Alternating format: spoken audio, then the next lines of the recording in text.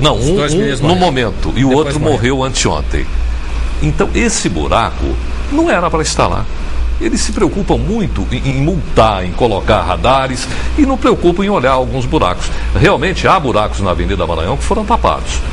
Eu acho que a prefeitura tem feito um trabalho. Mas quando há, deveria ter um fiscal para informar rapidamente, ou o próprio povo, um telefone, alguma coisa para ligar. Olha, tem um buraco aqui. Dizem que é um buraco enorme. Sarquis, tem muito o que fazer.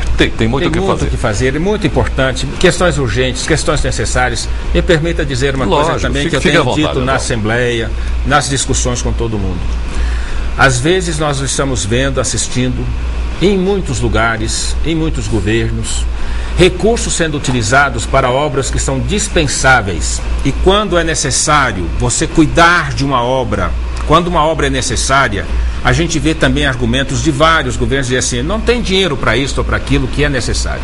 Nós temos que mudar também esse conceito. Nós temos que estabelecer que o recurso público, ele deve ser destinado em primeiríssimo lugar, em primeiro, segundo, terceiro lugar, para o que é necessário. Se sobrar, eu duvido que sobre dinheiro para aquilo que é dispensável, para aquilo que é ocioso, para aquilo que está além da necessidade do povo. Se sobrar pode fazer palácio, pode fazer outras coisas, pode fazer torres, pode fazer qualquer outra coisa. Mas é necessário a gente cuidar do trânsito, tem muita coisa importante. É preciso investir em educação para o trânsito, é preciso dialogar nas escolas. Escola tem que ter um espaço para discutir essa questão do trânsito. Não é uma especialidade, não é uma questão só de médico, de profissional, de dirigentes, é do motorista. Você citou uma questão que é gravíssima e nós temos que ser extremamente rigorosos em combater, não permitir que a direção seja usada, seja tomada por quem utiliza o álcool. Isso não combina mesmo. Não combina. É um dos fatores que leva à morte. Pagou R$1.000. Mas tem outro fator. Fiança de 1.000, né? Já tem outro fator que é dificílimo de controlar, que mata também e que é extremamente grave, que é o cansaço. O cansaço. As pessoas que estão cansadas, e tem pesquisa mostrando isso, estou dizendo porque eu estudei essa área. Lógico. Tem dados mostrando muito claramente que as pessoas que dirigem quando cansadas, o risco de acidente e da gravidade do acidente, ele é tanto quanto quem utiliza álcool. Quais as faixas horárias? Como que nós vamos proibir isso? Só através da consciência, da educação, só através da educação, só através da valorização no trânsito. Então nós temos que mudar também conceitos, eu digo, método e conteúdo. Eu quero fazer duas perguntas técnicas. Quais os melhores horários para se viajar? É quando o carro está totalmente revisado, correto, abastecido, os horários e a pessoa está em condições adequadas de dirigir. Dizem que das 5 da manhã às 7 há muitos motoristas de caminhões com sono. Exato, por isso que eu digo, qual que é o melhor horário de viajar? É quando a pessoa está íntegra, está bem, está saudável, está feliz. Pessoa que briga. Vimos ontem, em São Paulo, né? A pessoa que tem um surto psicótico, um problema, a pessoa que tem uma desavença, que briga com a mulher, com o marido, ele colocou com o filho, o colete à prova de balas nele. Então está preparado para fazer aquele estrago. Agora está tirando uma de doidinho. Pois aquilo é extremamente grave. Então nós temos o melhor horário para viajar, nós temos que colocar isso na nossa cabeça, de nós que dirigimos.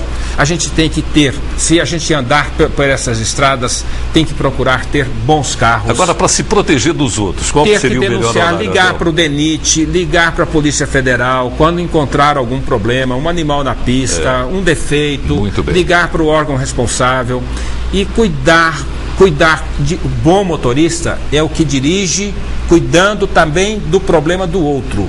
Nós temos que aprender a fazer a direção defensiva. Só mais uma pergunta técnica, já que você fez esse curso. Uma pessoa que bate a 60 km por hora sem cinto equivale a uma queda de qual andar de um prédio? Não sei a medida não, mas ele está correndo um seríssimo risco de morrer. De morrer, de quebrar os ossos. Bom, eu quero falar. De machucar os outros também. Vou te dar um exemplo. A Miss Brasil de 2010, exato, que sofreu um acidente grave, a gravidade do acidente dela ocorreu em função de uma das pessoas que estavam no banco de trás, sem cinto de segurança, e em função de ter chocado com o banco da frente, foi um dos fatores. E a pessoa que morreu, inclusive. Então, ela morreu e ela aumentou a gravidade da lesão da pessoa que estava com o cinto à frente. O publicitário, está aí um pequeno mote que a nossa querida presidenta Dilma poderia pegar através da assessoria de relações públicas lá do Palácio.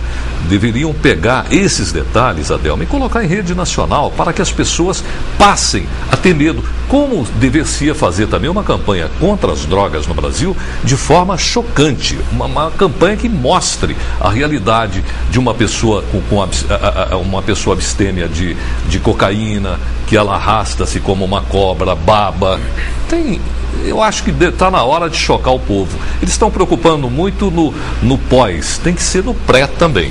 O problema é que tem gente que vê isso tudo e às vezes vive essa situação e ainda envolve e mergulha nessa situação. Outra coisa a mente humana e a condição humana é muito complexa, é tão complexa que hoje nós temos 7 bilhões de pessoas na Terra e até 2050 diz que nós vamos ter 9 bilhões. Eu conversei com um grande matemático, Miguel, ele tem um programa de pesquisa internacional sobre informatização, e ele estava mostrando assim, de todo o conhecimento que nós temos hoje da ciência, não existem 2 pessoas iguais no mundo. Tal é a nossa complexidade. Exatamente. Aliás, então, não existe uma impressão digital como a outra. Para você ver, né? não é igual nem na impressão digital. E a coisa então mais você fácil imagina na condição, no comportamento, na percepção, nos sentimentos. É impressionante. Né? Nós estamos vivendo nessa complexidade toda, por isso que nós temos que ter um cuidado faltam danado. Campanhas no Brasil, inclusive campanhas contra a AIDS, contra a hepatite. Falta uma série de campanhas no país. Nós valorizarmos essas relações humanas. Adelma, eu vou pedir permissão para falar que o seminário Juntos pelas Redes, Saúde com Acesso e Qualidade para Todos, vai acontecer em Uberaba no dia 20 de janeiro, na Casa do Folclore, com a presença de Elvésio Miranda Magalhães Júnior, secretário nacional de Atenção à Saúde do Governo Federal. 31 municípios irão participar. É aberto ao público, Adelma? Não, ele é programado, é planejado, que nós vamos ter um café da manhã, nós vamos ter um almoço, nós vamos ter um café da tarde e nós vamos ter 6 oficinas. Então ele vai ser muito bem programado.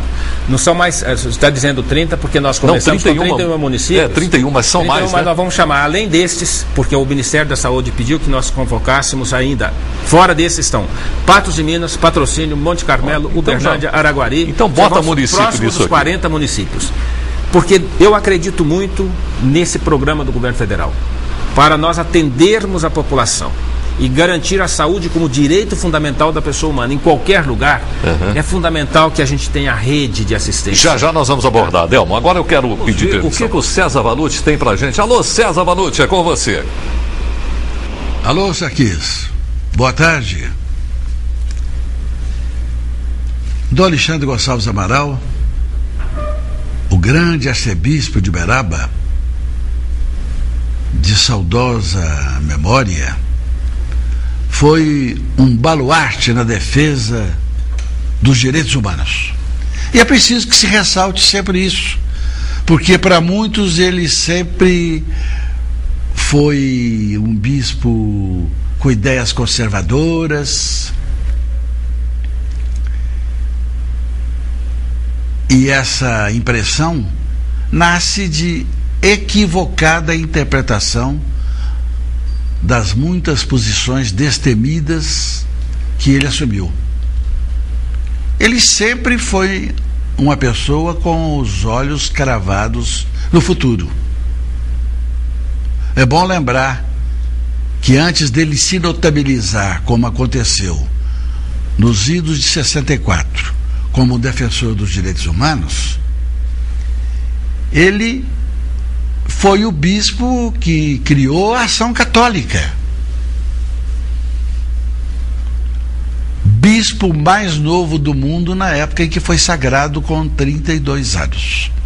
Mas eu quero me reportar hoje aqui a respeito, falando dessa inesquecível figura, eu quero me reportar ao papel magnífico que ele exerceu nos idos de 64, quando Uberaba foi cenário de odientas perseguições políticas a adversários, produzidas por elementos da nova ordem política, a então instituída com a ditadura militar.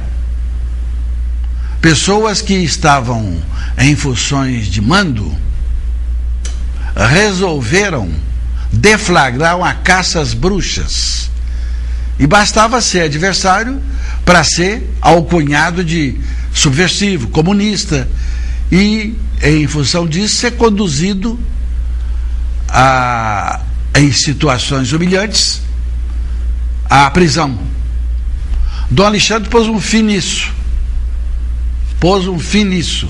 Ao enfrentar destemidamente essas pessoas que queriam usar daquele momento político excepcional para acertos de contas nascidos de suas visões decadentes da vida, de suas visões distorcidas da realidade social. É bom lembrar que nessa oportunidade Dom Alexandre teve atitudes que deixaram as pessoas que delas tomaram conhecimento impressionadas para sempre. Uma dessas atitudes, quando ele pôs para correr da Faculdade de Filosofia alguns agentes da prepotência ditatorial que ali se apresentaram com o objetivo de estabelecer restrições ao funcionamento da faculdade, dirigida pelas admiráveis irmãs dominicanas. Um outro momento épico foi quando ele se dirigiu a Belo Horizonte, procurou o governador do estado de Minas Gerais de então, o senhor Magalhães Pinto, expondo para ele a sua insatisfação, o seu inconformismo com as perseguições que estavam sendo feitas em Uberaba e na região, mostrando que aquilo atentava contra os direitos humanos, e exigindo do governador que substituísse os comandos da polícia civil e militar, porque esses comandos estavam a serviço das facções políticas dominantes. E foi atendido na mesma hora. Voltando de Belo Horizonte para Uberaba, com a notícia da substituição do comandante da Polícia Militar e dos delegados que aqui se encontravam. Uma coisa sensacional na vida desse grande prelado, desse bispo que, juntamente com Mário Palmério e com Fidelis Reis, compõe provavelmente, e com Chico Xavier, compõe o quarteto das pessoas que maior projeção deram a Uberaba em suas passagens por essa abençoada terra. Até sempre. Elmo, nós recebemos aqui o Fábio. O Brasil é um dos poucos países onde os vereadores recebem salários. Deputados brasileiros, tanto federais como estaduais, são os mais caros do mundo. Na Suécia, por exemplo, tem um apartamento pequeno para morar, limpam e lavam suas próprias roupas porque não tem empregados e nem motoristas. Você acha que um dia a sua classe vai ter posturas mais parecidas com os suecos e com outros países desenvolvidos e gastar menos dinheiro público? Pergunta do Fábio.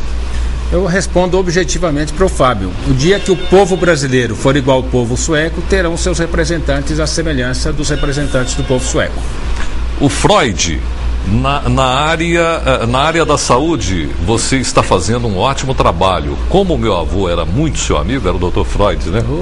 Dr. Freud Gomes, que Deus o tenha, grande amigo meu.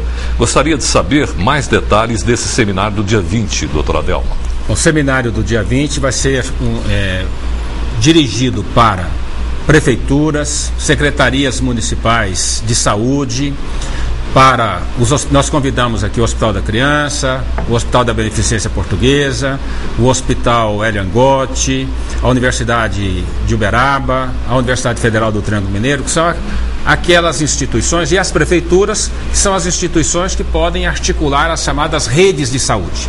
Nós vamos fazer várias atividades de trabalho, várias reuniões para tratar das redes de saúde.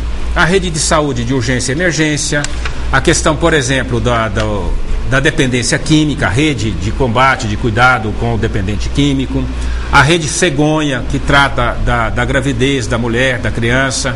Então, tratar dos programas articulados entre as instituições conveniadas com o SUS e com as prefeituras, de tal maneira que em qualquer lugar desse nosso Triângulo Mineiro, onde que as pessoas tiverem necessidades de serem atendidas, elas possam contar com esta rede. De tal modo que, se tiver uma demanda de maior complexidade, essa rede vai atender, vai estar presente, por exemplo, aqui em Uberaba.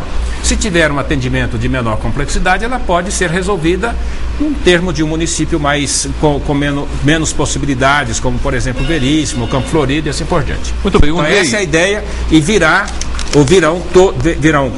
especialistas do Ministério da Saúde e o secretário de Atenção à Saúde, que, do ponto de vista de hierarquia, é o segundo grau, logo depois do ministro de Estado da Saúde. O Ney, um grande abraço, deputado Adelmo. O PT de Uberaba está unido em torno de seu nome e, com certeza, a Prefeitura terá um salto em qualidade no campo do desenvolvimento social. Ney. Muito obrigado, Ney.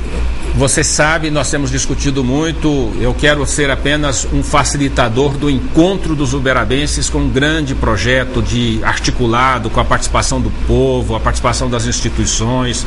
Nós somos uma região rica, uma cidade rica, mas que ainda tem muita coisa que nós temos que enfrentar. Tem muita pobreza que nós temos que enfrentar e vencer. E como disse a Dilma, né, Sarkis, que país rico é país sem pobreza, e aqui é um dos lugares mais ricos do nosso Brasil, então nós queremos que aqui seja de verdade, né, de fato, e com a participação de todos, uma região sem pobreza, uma região de prosperidade. Muito obrigado pelo comentário aí do Ney. O Raimundo, se você depender do apoio do Anderson, você está derrotado, porque ele não tem voto. Você vai seguir a mesma linha de governo do Anderson, se eleito, deputado Adelmo? Bom, eu acho que aqui nos comentários que nós já fizemos, mostramos e reconhecemos que tem ações do Anderson que são positivas, que foram importantes, que deram uma nova dimensão a essa cidade, mas tem muita coisa importante a ser feita, que ainda não foi feito.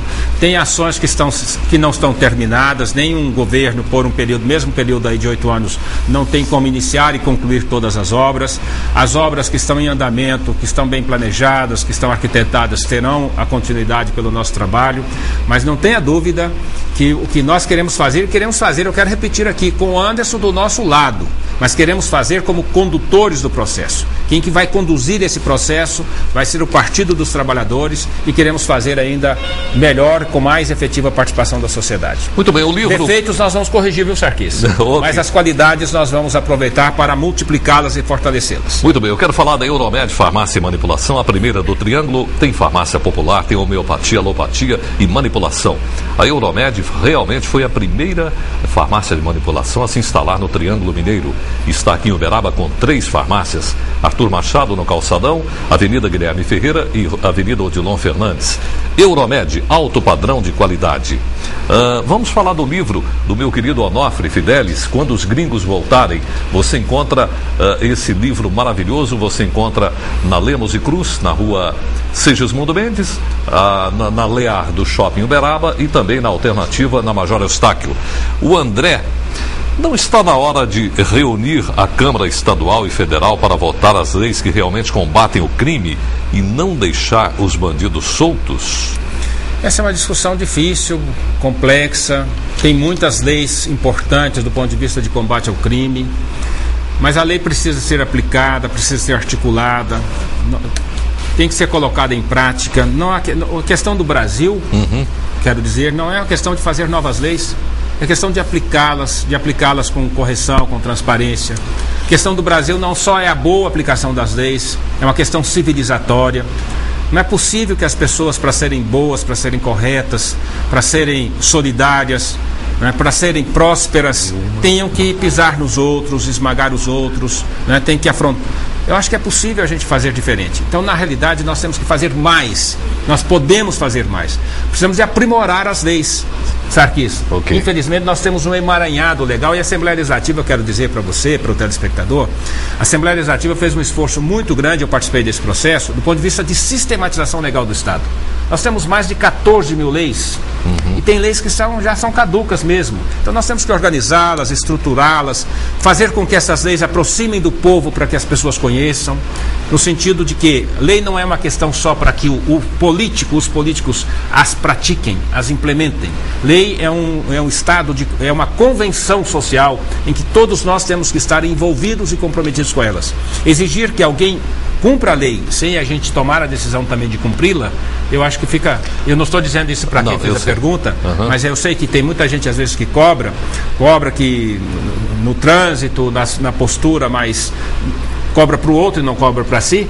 Mas eu aprendi uma coisa muito importante também, e o Paulo Freire nos ensina uma coisa muito importante na vida. Perfeito. Fazer do nosso discurso, e fazer o nosso discurso maior são as leis, a Constituição da República, a prática, de tal maneira que a gente possa chegar um dia em que as práticas que nós fazemos seja verdadeiramente o nosso discurso.